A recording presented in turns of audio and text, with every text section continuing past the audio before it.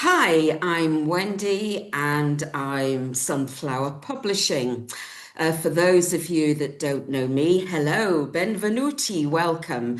I'm a book blogger, I'm a book reviewer for any books set in Italy, and I host writing retreats in Italy.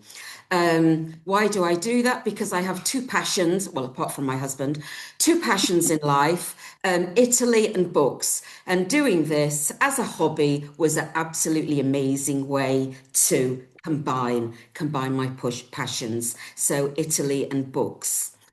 Now, I am so excited to welcome my guest, Tricia Cusden from Look Fabulous Forever. Now, I don't think she needs any introduction because I know that you know her inspirational journey. But for those of you who need a quick reminder, businesswoman, entrepreneur, beauty vlogger, writer, and now author. Yeah. Welcome, Tricia. Thank Benvenuti. thank you, Wendy. So, what I'd like to start doing first, if that's all right with you, can we start with the book? Shall we start present day, Tricia? Mhm. And we'll talk about the book and the writing journey. And then, if we may, we can just go a little bit into your past to discover where this all started. Okay. Over to you, Tricia. Title of the book and a précis, please. Here's one I made earlier. Yeah. So, title of the book is Like a Bird Without a Song. If you don't know where that comes from, I had a bit of an inspiration. I was really struggling to find it. I wanted a compelling title. I, the working title I had was Anam Cara, which is Irish for soulmates. But I thought nobody knows what that means, and it probably doesn't resonate terribly well. And then I came across there's a feature in the book around the song "Nothing Compares to You," which is that beautiful Sinead O'Connor song. And the second verse of it, I was listening to it on the other one day, and the second verse of it was written by Prince, by the way, that song. And in the second verse it says, I feel without you, I feel like a bird without a song. And I just thought, oh gosh, what a lovely expression, like a bird without a song. What would be sadder than having a bird who couldn't sing? And I just wrote it down, and then the more I thought about it, the more I thought, this is my title. And then I put in the sort of subtitles, which are soulmate, separation, and second chances, which is kind of tells the story, really. It's about two soulmates, and they separate for some reason, and then they have another go at their relationship 20 years later. So that is the book, and that's the one that's going to be published next week. We have a couple of the two main characters. We have, you sent me the prologue. We have Finn and we have Evie. So they are the two main characters. Um, and I read the prologue that you sent me, and I have to say, it flows very, very beautifully. I think has anyone else read the book, by the way? Has anyone else ordered it to read it yet? Quite a few, probably. Just put your hands in the air if you have. It's I mean, some of the readers, the reviews that came in very, very early are amazing. A gorgeous love story that keeps you turning the pages. That's very, very beautiful. Deftly told with tender care and real insight. I got drawn back into the story very, very quickly. It's very the reviews are amazing. You must be absolutely thrilled with the reviews that you've had so far. I am thrilled. I tell you what, when I was writing this book, all I wanted from it, to be honest with you, was that readers would read it and love it. You know, if you're writing a story which you think you are ultimately going to put out into the world, all you want is for people to read it. Otherwise, why are you doing it? You know, it's not, otherwise, don't tell anybody, just put it in a drawer and forget about it. And I suppose one of the biggest enjoyment that I've had out of it, the greatest enjoyment, is actually that process of people reading it and then loving it, but also taking these characters to heart and saying things to me like, oh, I was really worried when so and so did so and so, and you know, it concerned me a lot, as though they are real people. Yeah. And to me, the proof of any book that I want to read is one where I become so engaged and invested in the characters. I care about them. I want them to be okay. I worry about them. And I think, oh no, don't let that happen. And so to answer your question about reviews, when you get a review that says all of those things that I've just mentioned, it's absolutely music to your ears, because it's like, Imagine. this is what I wanted, this is what was important to me. And the more people that do that, and now I have a considerable number of people who've been following my journey all the way through, the people I call my super readers, who are ones who are nearly at the end of the book with me. I shall read the last part of the book to them next week, just before I publish. And quite a few of them are on this call, and they've been part of my journey. And it's just been wonderful to have their company, because they have kept me going and kept me energized and enthused about what I'm doing. So it's been Well, that's been I was going to say, as an author, generally, I don't think people realize what a lonely profession it can be. Because, you do need the peace, you need the quiet, you need concentration. And many authors just shut themselves away for months, literally, just to write. So that when the book actually goes out there and is released, and you say you start to get the reviews, it's suddenly you've got that sense of community who are reading the book and loving it. You've got that validation that the hours that you've poured into it, you've created something magical. I mean, a lot of people say it's like giving birth, don't they, when you actually publish a book, because it comes out of you. I mean, one thing that I loved in the synopsis about Evie and Finn, and you say, but I think this is so lovely. Both are forced to understand what happened 20 years previously was not the end of their story, but the beginning of its consequences. Now, as mature people, which we are, we do have the benefit of reflection. I hope everyone agrees with me. We do reflect more, don't we? And maybe that just possibly comes out in writing, that think of your own story, think of your own youth, think of the people that you went out with. It's not about the story, it's the consequences of who you met and whose lives that you touched. So I think that's absolutely beautiful. I really do. Thank you. I think when you have had a long life, as I have had a reasonably long life, I'm now 78. I think what happens is that when you review your life and you look back at those critical moments, those critical relationships that you had, you can see them. You have a perspective which allows you to view that and think, what did that mean in my life? And at the time, Yeah. it might mean something entirely different. But when you get some kind of distance from it, you realize it was about something else. And I think with the story that I was trying to tell, you've got two characters who at the beginning in the prologue, this is present day, that they are not terribly happy, either of them. They start in the beginning of the book, they're young, they're quite starry-eyed, they're very idealistic, and they think to themselves, you know, well, one of them, I think there's one, I want to entertain everyone and I want to cure everyone. She wants to be an amazing doctor. He wants to be an amazing actor. And when you are young, you can have terrific idealism and you want to do those things. And then life gets in the way because they are both disillusioned when we meet them at the beginning.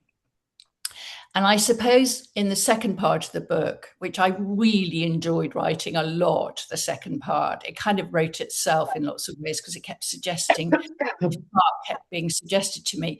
When I wrote that second part, it was to say, okay, you can start off like that, then life gets in the way, and then something happens, and then how do you deal with that? Because it's the how do you deal with it that then, well, it creates the story, obviously, but it also means you end up feeling perhaps at the end of your life very dissatisfied and frustrated that you didn't do certain things, or at the end of your life you think, well, I know why that happened and I'm glad it happened, and that was an incredibly important part of my life. I have no regrets about that whatsoever because it was brilliant. And I think that's what I'm trying to say in this story. Something starts, you're idealistic, something happens, and, these two characters, we know from the prologue, something's gone terribly wrong because they see each other and, he doesn't want to speak to her. It's like, what on earth has happened there? And then how does that get resolved? And does it get resolved in a way that for the reader, because it was always, I had this story in my head and then I had to write it down, and I wanted it for the reader to become incredibly satisfying, that they'd have their expectations met. Because when I'm reading a book, that's what I want. I don't want to put a book down at the end and think, well, why the hell did you kill her? Well, yes. I think that there has to be, generally, I think in creative writing, there has to be a resolution, not necessarily the perfect ending, but there does have to be some kind of resolution for the reader, I guess, really. And just moving on slightly to the art of creative writing. Now, you've written for a long time. I know you have.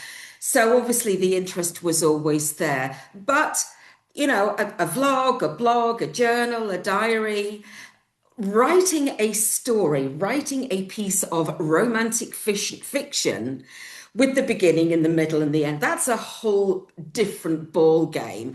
How did you feel about your creative writing skills to do this task?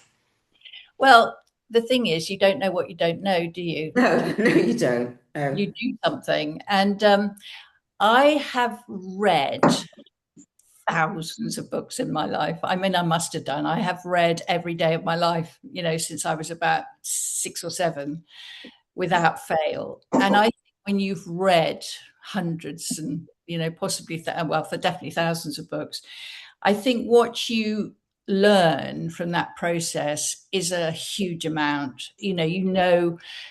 I think from reading, if you're a very avid reader, from reading what grabs you, how it grabs you, what you like about plot development, characterization, dialogue. I'm a very visual person. When he gets the battery, is he going to fit it? Well, I hope so. I've got somebody chatting. It's fine. So I'm a very visual person. Obviously, I run a makeup company, so therefore, I've always been very interested in the way things look, and I love everything to do with what. Whatever it is. Did you just tap on it? I'll tap. Susie, Going around in circles. sweetheart, can you just turn your mic off? We can hear your husband in the background. Susie? It's not Susie. Who is it? It's somebody who's got their microphone on. I think they've gone. Okay. It's Jane. Jane What's Evans is Okay. is not muted. Okay, she is now. Is now. Yeah, she is now. So I've always been an avid reader, and I think that helps a lot. So, and I've always loved writing. I've always known that I could write well, let's put it that way, in whatever writing I've done. I know it's a very, very different form. And I think, for those people who read English literature at university and who study creative writing and courses and all that sort of stuff, they might feel quite cross with me in lots of ways to even think that I could do this.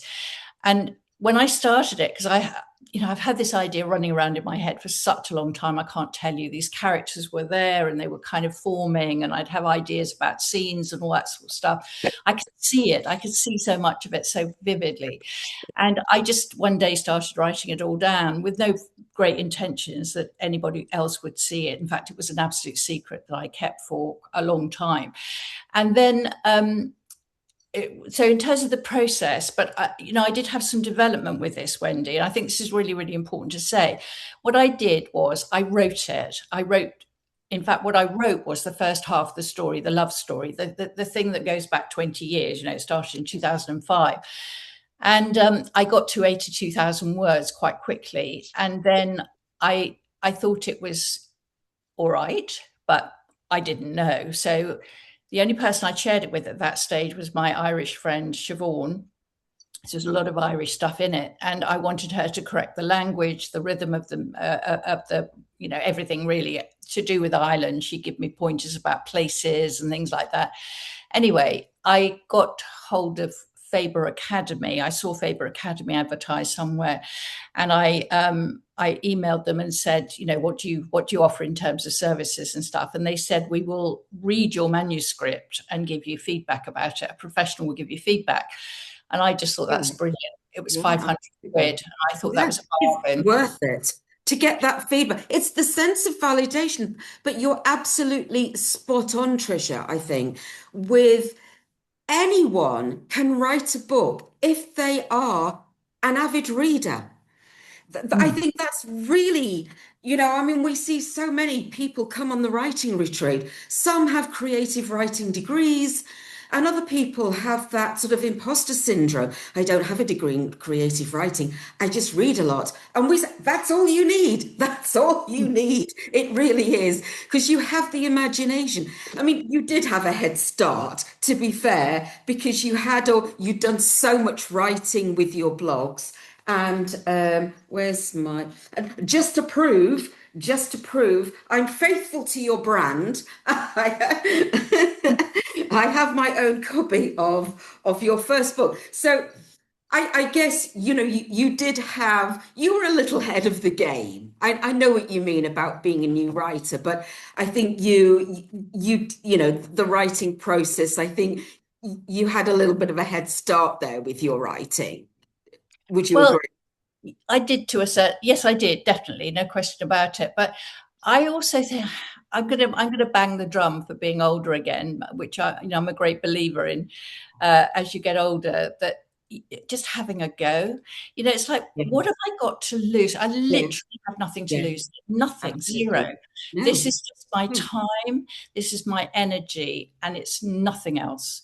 And my first investment in terms of money was this feedback, which was 500 quid.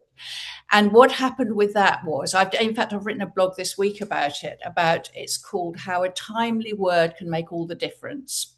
And it was a timely word. So I sent off this 82,000 word thing back. And I got such brilliant, constructive feedback from that process. It was unbelievably good. The woman who did it, I don't know who she was. It was an anonymous process.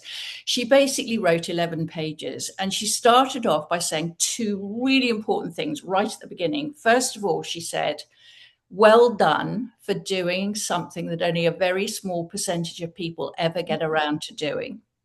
True. And secondly, this is a great story with and she said, on a line-by-line basis, you have a very clear writing style. It's a great story, but it needs a lot of work. Okay. Now, that didn't daunt me at all, because she said two things: well done and basis of a good story. And then she said, she gave me 11 pages, picking out bits that worked, bits that didn't work, fillers, stuff that I needed to change. Really, really helpful stuff. I can't tell you, brilliant stuff. Like a creative writing course condensed into 11 pages. It's like getting your homework back, isn't it? Yeah, homework with a lot of encouragement. Yes. And out of that, I cut it in half. I cut 40,000 words off. Wow. I then rewrote. So I had thought that I'd do a second book, which would be the resolution, the consequences bit would be a second book. And instead of doing that, I wrote the second half as the end of the story. And then that was my that's about the third or fourth draft that I did. And that was when I then sent it to a couple of people to read, and I got brilliant feedback from it. Readers, not professionals, readers, people that would read it, my ideal reader. And one of them was a very, very close friend. And I thought, you know what? She will not bullshit me. She will say it like it is. She'll be kind because she's kind, but she won't say, I love it. She'll say something like, not my kind of book. No. Didn't. She actually wrote back and said, I feel bereft that this book is finished. I loved it so much. And it's just like, oh, that's amazing. And she was, congratulations. What an amazing achievement. Well done. I really did love it. And from that moment, I gathered all sorts of confidence. I had told no one about this. I didn't tell my daughters. I couldn't tell anybody. It wasn't a guilty secret, but it was a tender secret. It was a secret that I felt so vulnerable about revealing, because I thought, when you write something from your imagination, you're putting yourself into it. I'm not in the book, but my imagination's in the book. And it's like, you're so vulnerable. I can't tell you how vulnerable you are. But when you get the sort of feedback that I've had, you just think, okay, I'm not Dostoevsky, I'm not Jane Austen. I'm never going to be those people. But what I can do, apparently, is tell a good story that people want to read. End of. And that's what happened. And by the end of that process, I just thought, what have I got to lose? You haven't really. You haven't. I mean, I think you are such an inspirational person. I think whatever you did, you would be successful at it. I think you're that kind of a person. So I think whatever you did, you're going to make a success of it. And I think that inspiration it just creates the ripple waves. I mean, you can see that with the followers that you've got, your subscribers, your fans. You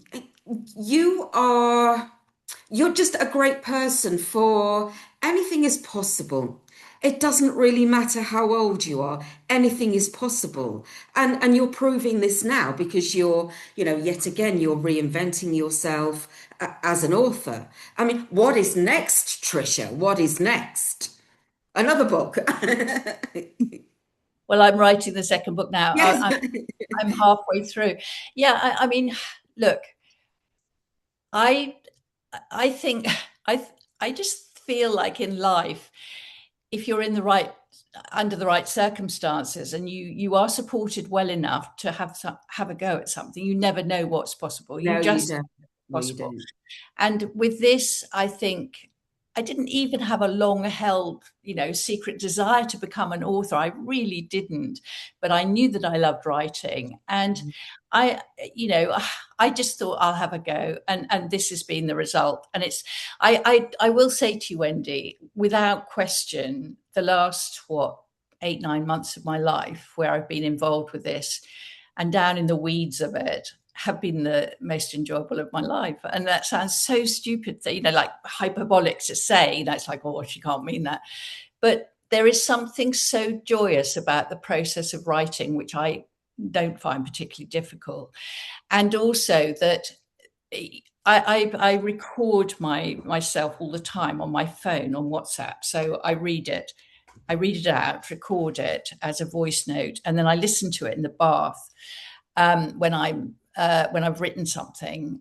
And Martin Amis wrote this wonderful thing about writing in his last book before he died. And he talked about having a mind's ear, that we all think about a mind's eye. I see it in my mind's eye, but he says, I think we all have a mind's ear.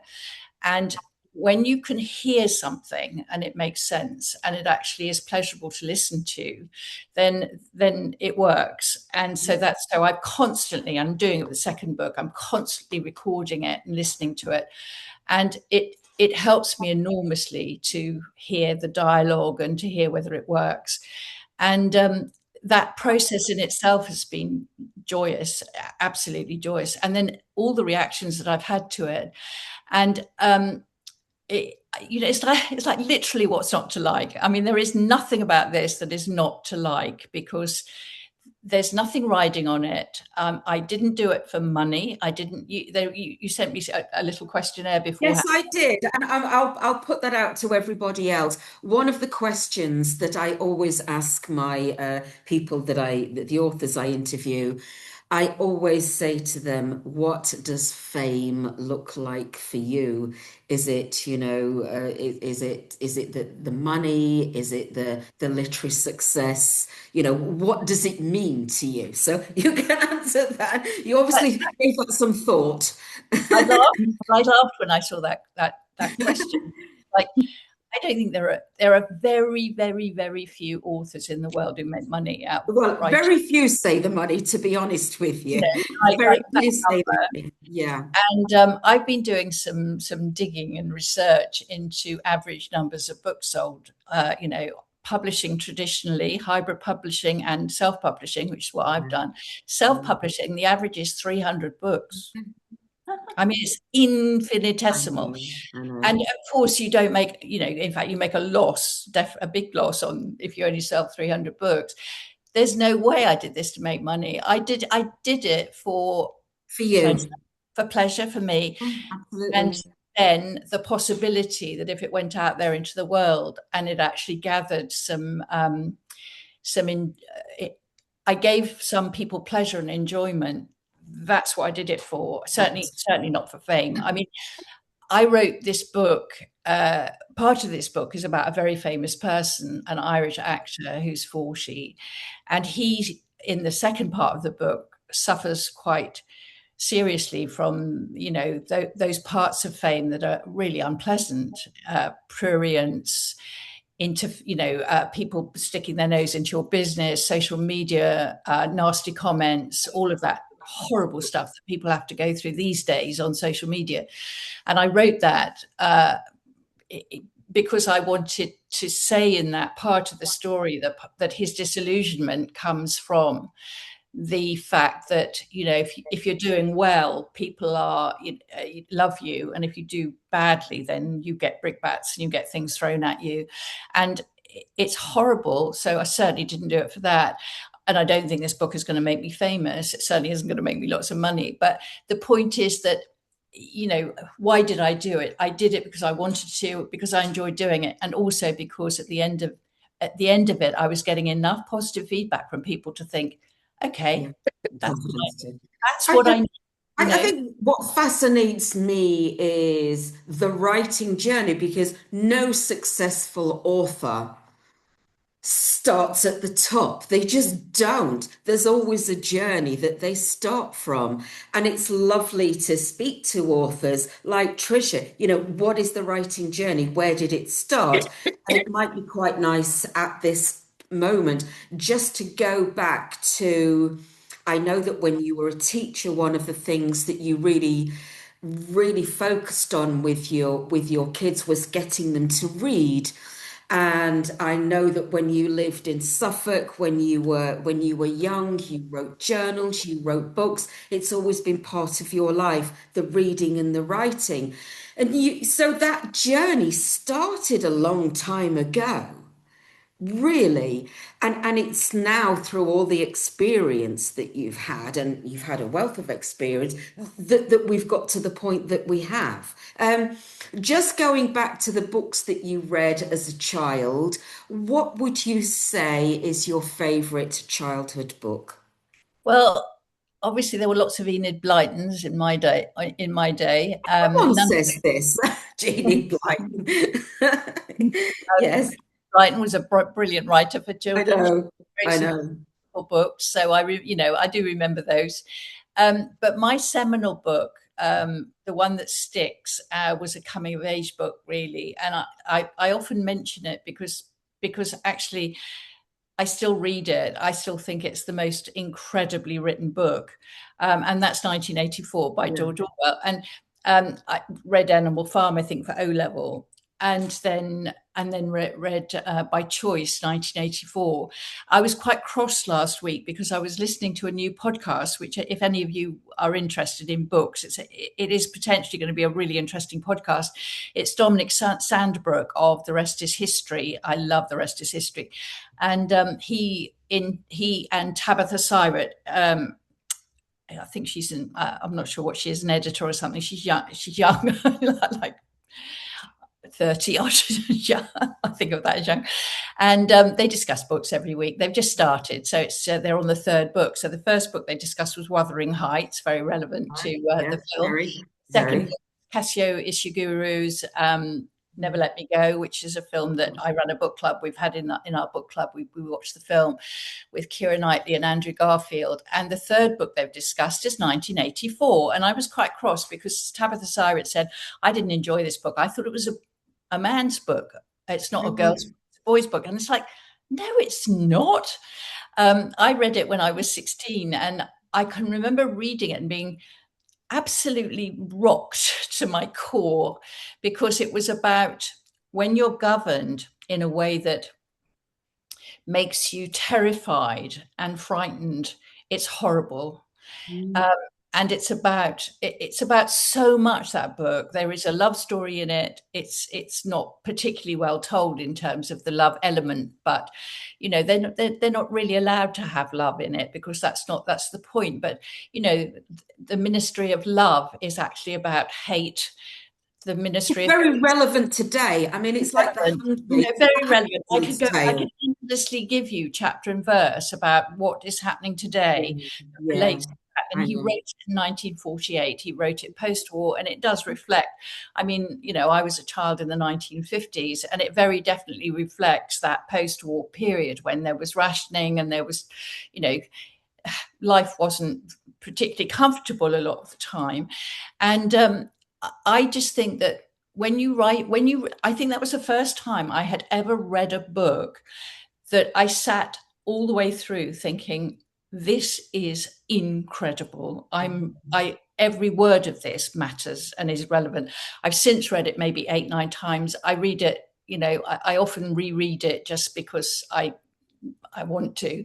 I think it is really excellent writing. I've read all of George Orwell's books, every single one. And I just feel like when you read a book that resonates so profoundly, I've got in my second book that I'm now writing, I've got a character in there who's deeply troubled, and he buys a book and he cries when he's reading it. And she says to him, why are you crying?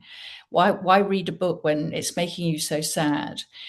And he says, have you never read a book that speaks to you so profoundly that you feel that it understands you, who you are, what you want? And the character in the book feels understood by this book. Now, I'm not saying that I felt that Orwell understood me, but I felt that Orwell spoke to me in a very profound way. And I just think, the other thing about the books, I think we're all using yes, we're reading it, but we're still seeing it in our mind's eye. We're still using our imagination, aren't we, from what we've read? I mean, a film is lovely, and I'm sure we all love films, and you don't even have to think about it. But with the book, I think you just feel more emotionally connected to a book than possibly to a film. Would you agree with that? It depends. I think it depends, because I love film as well. I think there are 2 very different ways of telling a story. And I think as I said before, I think I have quite a visual imagination. And a lot of people have said to me, oh, I can see this as a film or a play or a film, you know, or something like that. And I think it's because I do write, I think, quite visually. And there's no question that when I am writing, I see it all. It's very vivid to me, and visually it's very vivid to me. And I think writing can be like that. But the experience of reading a book is very different from the experience of seeing a film, because when you're reading a book, you have to use your imagination and you people the book with your own ideas of what they look like. And so, you know, I have a very clear idea in my head of what each of my characters looks like, but that might be very different from the people somebody else's. And that doesn't mean that doesn't make it wrong. It just means that we're all different and we have different ways of seeing things. And I think the thing about it is you might have a visual image that's different from mine of Aileen or Kieran or Ali or whoever, but the universal truths within a book. So I talk a bit about grief. I talk about, one character is dying. I've got that moment where you fall in love. You've got moments when somebody sees you and really understands who you are and all of that. So these universal truth type things in a book, that is different because You sound like Jane Austen with her universal truths. Well, I think it's true to say that we have universal truths as humans. Yes. We have universal experiences. And if you're reading a book that appeals to you on that level of, I get that because I have felt that. It's the resonating. If a book resonates with you on some level, then I think it becomes very satisfying to read. And it's a bit like my character in my second thing saying, I'm reading this and I feel understood because of it. I feel like this person understands something that I've also felt. And I hope this doesn't all sound very high flown because I'm certainly not claiming to be Jane Austen, but I do think that it's part of what we get from reading. In a film, I think the whole thing is very different because we can see it, we're visualizing, we've got characters, we've got Margot Robbie, or we've got, as Kathy, or we've got the gorgeous Jacob Elordi. Oh my goodness, what a gorgeous guy, as Heathcliff. And we're seeing the wuthering and the moors, we're seeing them wuthering on the moors, and that's lovely in itself. But it's a very different experience from reading it. And we get something different, like we get something different from dance, or we get something different from opera. There are lots of ways that human beings tell each other stories. And, one of them is to write a novel, which is what this is. Would you say, Tricia, that writing energizes you or exhausts you? And I think I probably know the answer to this. I think we all do. No surprise, total energy. Guys, I don't write like I've got Stephen King's book on writing, which is really good. Oh, yes. He gets up in the morning. He has his I know. I always have this image, the Barbara Cartland model. For anybody that remembers Barbara Cartland, she'd written 15 novels by lunchtime, hadn't she? So Stephen King goes into his study and he writes. He comes out at sort of like lunchtime and then he goes for a walk. But he's got a wife, I mean, he doesn't have to wash the dishes or cook the food or, I mean, I don't do much of that, I have to admit. But the point is that he has somebody else to do all the boring stuff, like a lot of men. Why are there so many male authors? It's because they don't have to, wash up. But so I write at odd times, very, very odd times, because I am quite busy with other things. But so I'll start writing at 9 o'clock at night. I'm a total night owl. I just go to bed. So I'll start at 9 o'clock at night. I think there's nothing on the television. And I'll do that bit of my book. So I start writing. The worst thing, and it's happened to me a few times, is that I'm still writing at 2 o'clock in the morning. And I'm sitting and I haven't moved. So 4 hours, 5 hours. And during the day, if you write, you have to go and put the washing on or whatever, but you don't have to at 9 o'clock at night. And it's very bad for you because you sit for 5 hours. I mean, sitting's a new smoking, so you don't move. And then at 2 o'clock in the morning, you go to bed and your brain is going, so you don't sleep. So that's really bad. But it does make me quite productive because I'm quite awake at that time. I don't get sleepy. And I quite enjoy the silence, the quiet, and the fact that the world is sort of closing down around me and there aren't many people around, and that I'm still up and I'm still awake and I'm doing this thing which I enjoy enormously. So I write then, and then sometimes I'll start in the morning and I'll get up and I don't, have my breakfast. I don't immediately have a shower and get my makeup on and everything, and then I start writing, and it's fatal because it gets to lunchtime and I'm thinking, oh, for God's sake, go and have a shower, go get out of your pajamas.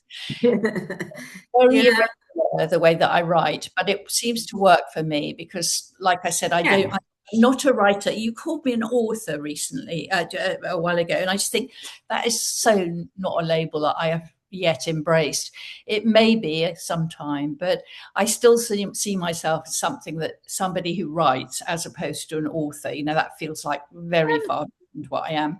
I tend to, they're very interchangeable. Generally, I suppose I use writer in the sense it's a very broad term. A writer might be a journalist, a writer of diaries, a writer of blogs. It's a general broad term. For me, an author, it's quite specific. You've produced the book. You are the author of the book. But it's very interchangeable. It's a very grey area. And another very grey area about writing is whether the author or the writer should have a pseudonym. What's your take on that? I nearly did. Okay. When it was seriously secret, I kept thinking, I can't put this out. I'm not going to put this out under my own name because people again, the jury's always out on this, and I always think, well, it worked for J.K. Rowling, when she did her Galbraith series or whatever, and it worked for George Orwell, clearly. I just don't know. I really don't know whether or not you benefit or not from the pseudonym. Maybe you're right. You kind of hide behind the name a little bit because who's going to know it's you? Well, they aren't. I ended up not going that route. I even came up with lots of different names I could use, and and then I decided not to. And I just thought, well, if I put this out under my name, I think one of the biggest advantages that I've got is the fact that I have a social media platform, quite a big one. And because I decided to go the self-publishing route, Wendy, which was very, very important to me, that choice that I made to go self-publishing and not to try and get an agent and a publisher. I thought I've got this terrific advantage in doing that, of having my blog. I've got three there's a Venn diagram that there's an overlap in the middle, but I've got three distinct groups. I've got customers, I've got blog followers, and I've got the sort of Tricia Super Troopers, the sort of Facebook group that I've got. And each of those it makes sense to do it like that, really. Quite substantial. And it does mean that if I want to connect with people, this is another reason for not having a pseudonym. If I want to connect with people, I've got three potential platforms with which to connect to them. And I've had the most phenomenal response from my people. Right. What tribe, Tricia? My tribe. Yeah, lovely response. My first appeal was for what I called super readers. And it was when I wrote a blog, and I made it a bit like giving birth. I think I called it giving birth at 77. And, there was a period of gestation. There's a period of growing the baby, and then there's the birth. And I asked, I said, now, I need help, and who would like to help me? And I made an appeal, and I had 70 or 80 people respond to that, saying, yeah, I'll read your book. I'll give you feedback. I'll help you. Pretty amazing. And after that, I've got this phenomenal group of women, some of whom are on this call, who have been absolutely wonderful for me. Let's hear it for you, ladies. Tricia's right. Because what they've done is they've listened to my story on Zoom calls. They've given me feedback. They've written to me. They've sent me emails. I've had detailed engagement with them and discussions, and they've been encouraging. And if I ever feel down or feel like I can't do it or it's not going well, all I need to do is read one of their emails and it keeps me going. They've been absolutely phenomenal and so important to me. And so I've had this platform. I've been able to appeal to people. I've had a response to that, which has been absolutely brilliant. And I am very, very, if I've said this already, I'm sorry if if I'm repeating myself, but I've already had, I don't know, I've just lost a lot. My pre-orders level has been You're going to see the Amazon spike now, aren't you? Yeah. They call it the authors who use Amazon as a platform. Everyone calls it, the Amazon spike, and it's this graph. And when you get, your sales charts and you know how many books you sell, and you just see this thing shoot up, because that all these people have bought the book. So, the Amazon spike, triumphs really. Drug, actually. It's like a drug. I It's try like not. a drug. I try not to click on I've got a thing that I click on, and it tells me how many I would pre-orders say, that day. And yes, yeah, sometimes, sometimes it's been. I mean, I've had the odd day where there's been loads, like 70, yeah. and which has been incredible. And then occasionally I'll get one. Well, that's the way the cookie crumbles, There's only been one isn't in the last hour. it? Another question for you. What's the most difficult thing, Tricia, when you're writing characters from the opposite sex? Oh, okay.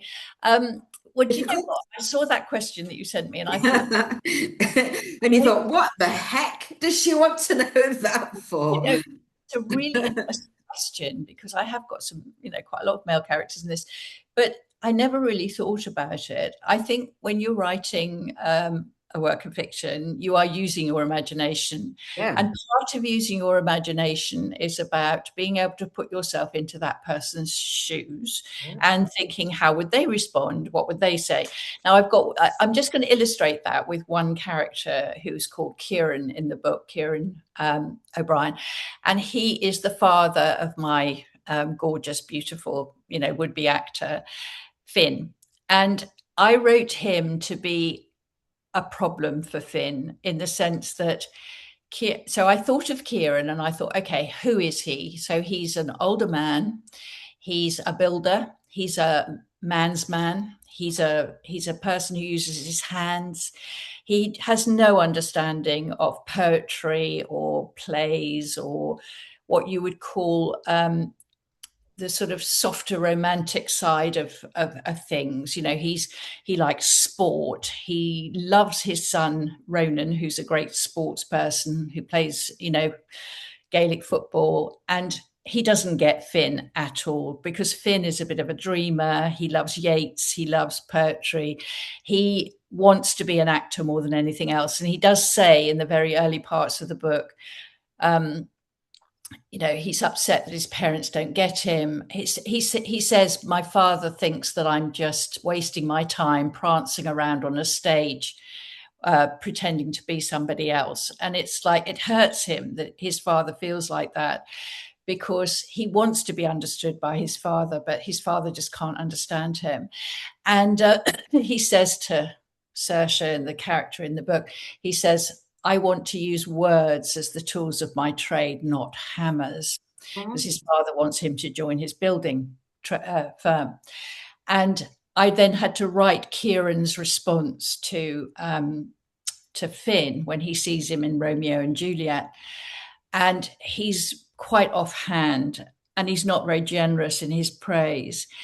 And I just, so, to answer your question about writing that, I merely thought, what would this man say under these circumstances? This man who really doesn't get it. He's not got enough sympathy or imagination for this son that he doesn't understand. Now, we all know people like that, don't we? We all know men like that. And they have no truck with any of this namby-pamby business. You can almost hear them saying that. So I didn't find it difficult to write at all. So I wasn't writing that as a male character. I was writing it as a character who would have those views. And I think that's how I got around that.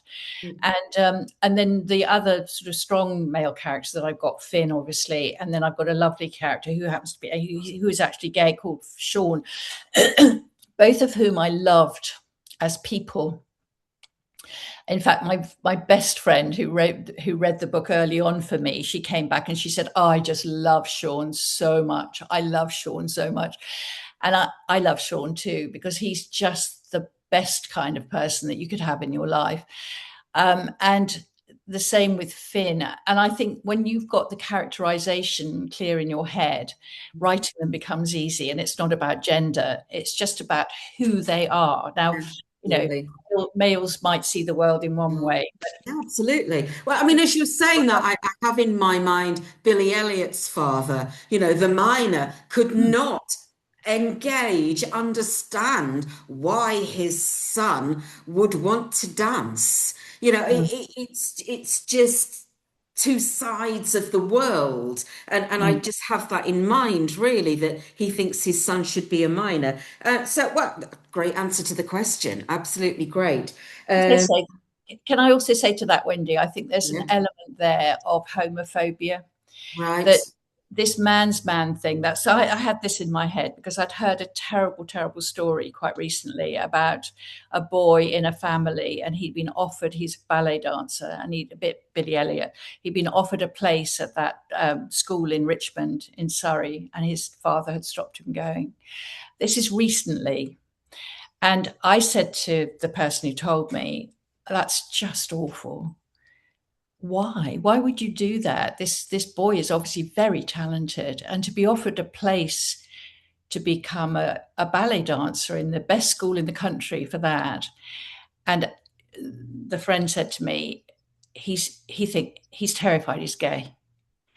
And I said, but that's even that. It's horrible.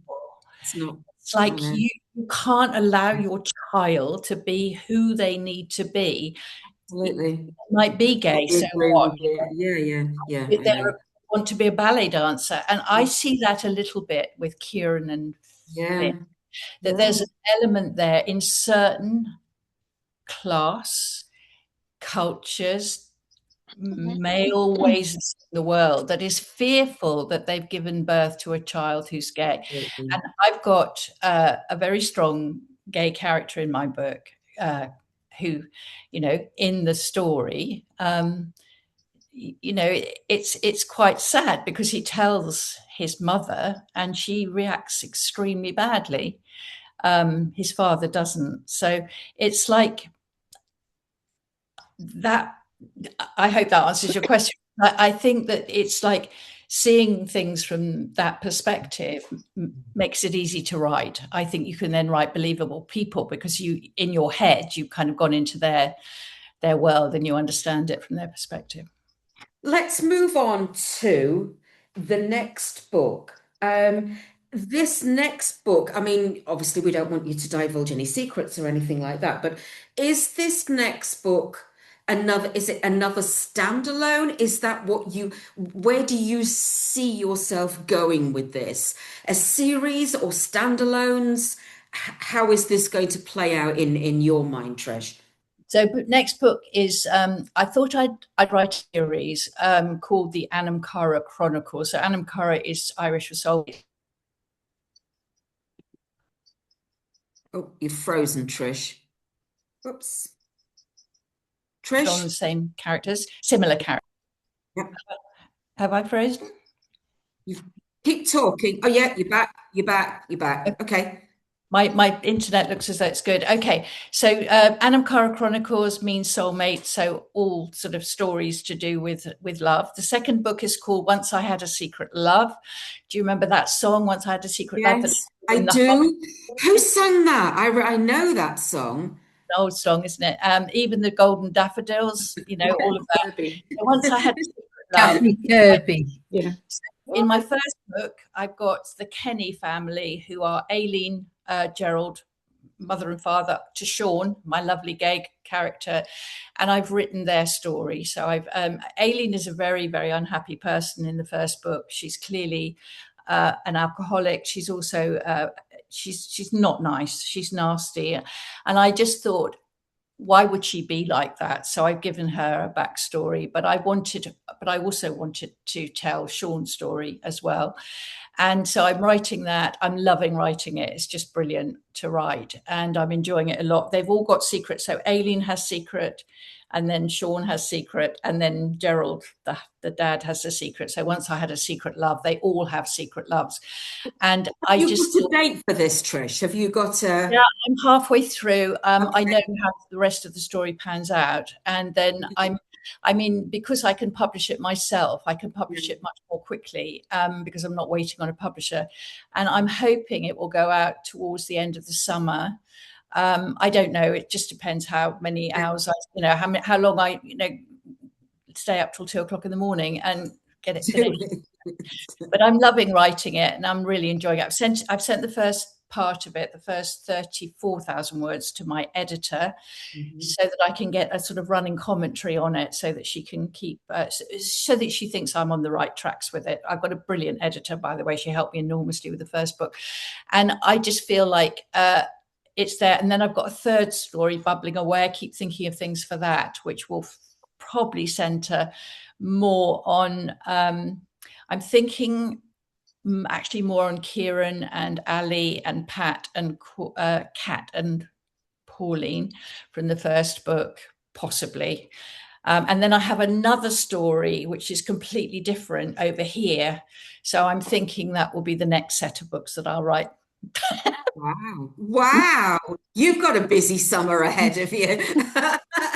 Not in the next summer, this is like, I love that joke by Barry Cryer. He had this brilliant joke, like, I'm so old now, I don't buy green bananas. And I feel like I'm getting to the point where, I think of it as green banana territory. It's like, how much time have I got left? But, well, I don't know that. I don't know how much time I've got left. No, but I think, this is why I think people call it creative writing, because it brings out the creativity that I think a lot of people have inside them. And as you very rightly said earlier on, there are hundreds of people, I'd like to write a book. Well, go on then. What's stopping you? And you have done it. You have done it. And that's something that very few people actually achieve, but there's nothing stopping anyone. And as Tricia will tell you, a good cover and a good editor, and you're away. Really, there's that's all there is to it, ladies. That's all there is to it. But it's testament to you that you've done this after all these wonderful things that you've done in your life. I was really trying to find a quote that I felt kind of encapsulated you. I don't know whether I've hit the mark or not. This one is George Bernard Shaw. Life isn't about finding yourself. Life is about creating yourself. And I thought that was a quote that just seemed to sum up you, because you've done some amazing things. You've championed the cause of women of a certain age. And where is it? Where's my... And I'm a fan. I have the makeup and the book. I'm a brand follower, Tricia. I'm a brand follower. So we'll finish it there. Thank you so much for your time. It's been an absolute blast talking to you. And I hope everybody gets something from this. Even if it's just, if you want to do something, just go for it. Just absolutely. I mean, Trish is just, she's our mascot, isn't she? I mean, when I lived in England and I worked at an office, a really dreary, boring office in Market Harborough, I used to have the Mark Twain mantra on my desk that said, 20 years from now, you will regret things more that you didn't do than that you have done. So sail away from the safe harbour, throw away the bowlines. And I used to have that on my desk, and I used to think, how am I going to do that? I'm stuck in an office. How am I going to do that? And where am I now? Overlooking mountains in Italy. So Tricia and I think, prove that follow your dreams. Anything is possible. And on behalf of all your followers, we really, really wish you the best with this, with the book. And, we really hope this is a writing journey that really will carry on, Tricia. Thank you, Wendy. It's been an absolute pleasure. So I'll call it a day. I'll say ciao. I'll say arrivederci. And thank you, ladies, for joining me. And if you've got any questions about the book or writing, then, send them to Tricia. I know she'll answer personally any of your messages. Please buy the book. That's the first thing that we always say. Buy the book. Give it a great review, support the authors. I mean, that's what we're all about, support local authors. So thank you again, Tricia, for your time. And it's been absolutely wonderful. It really has. And you deserve all the success in the world. Thank you. Very kind Here, of you. here. Bye, ladies. Bye-bye. Ciao.